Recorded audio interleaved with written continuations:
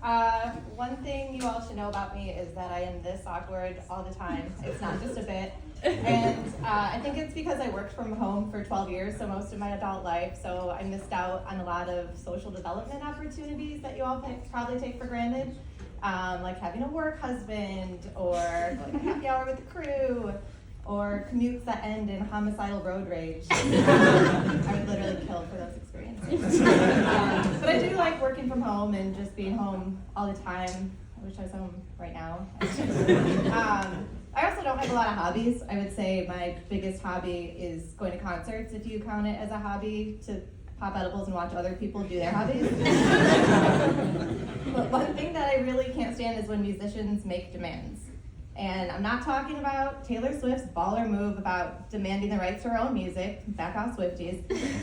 Not even talking about when the Beatles said, come together, right now. The demands that I'm talking about are more like when a musician says something like, all right, everybody clap.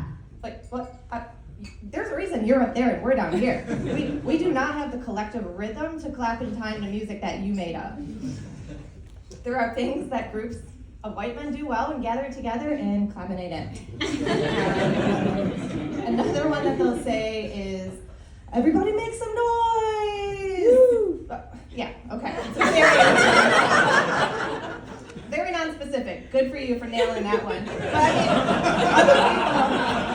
mean, other people might be moving like a cow, crying like a baby, giggling like a Teletubby. And these dudes behind me have been yapping about chord progressions for the past hour, and now you're encouraging this kind of behavior? No thanks. Another one that I really hate is when they say, everybody put your hands in the air. Like, we're right here. Are you having a hard time seeing us? So all 3,000 of us are literally right in front of you. This is not a kindergarten class. We are grown adults.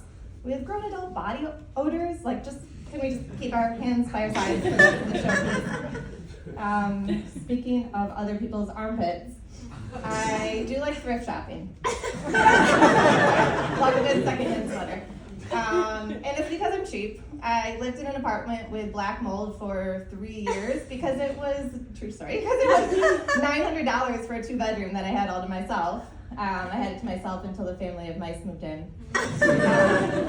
But there's some stores in Chicago that I think I'm going to call quits on. Like, I don't know, there's one in my neighborhood. I don't want them to blacklist me or anything, so I'll just call them Buffalo Exchange.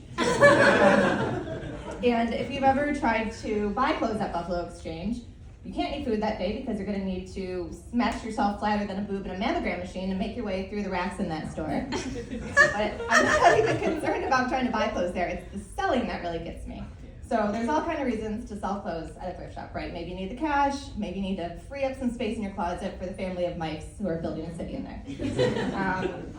But if you've ever tried to sell there, you know, you walk in, you have your bags, and you'll be greeted, I use that term loosely, you'll be greeted by the buyer. And so the buyer is this like all-powerful being that gains more power with every t-shirt that they reject. So the buyer's like Heidi Klum, Anna Wintour, RuPaul. The buyer gets a paycheck to judge your fashion sense.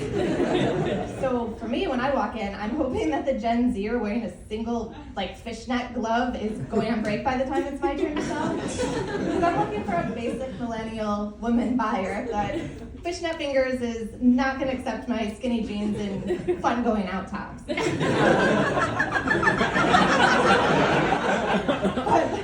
that basic millennial woman would never be hired by them. So this is how every interaction with fish fingers will go. Have you sold here before? I need your ID. What is this, Wrigleyville?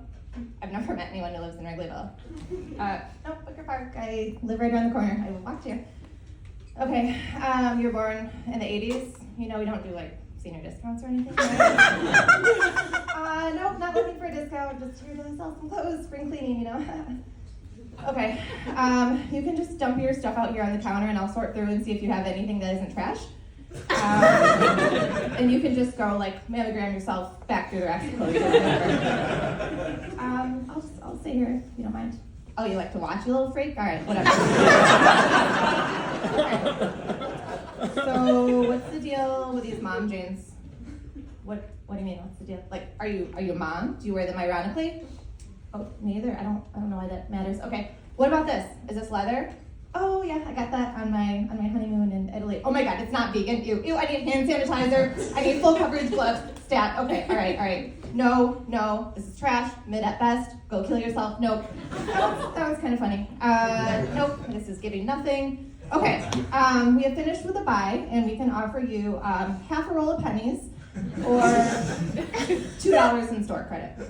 And every time, I will take the $2 in store credit and reinvest that back into 2 tank tops for $100. And then this delightful experience will wrap up by doing the walk of shame home with basically the same clothes that I brought in, while I hang them out and my closet full of mice laugh at how fucking awkward I am. That's it. That's my story.